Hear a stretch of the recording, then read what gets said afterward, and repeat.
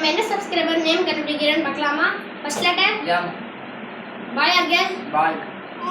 Muhammad? No. Mufaris? No.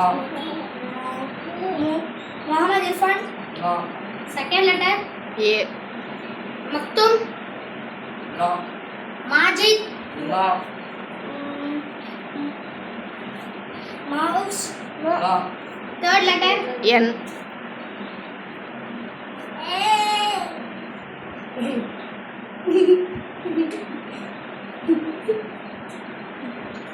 Monica? No. Manik? No.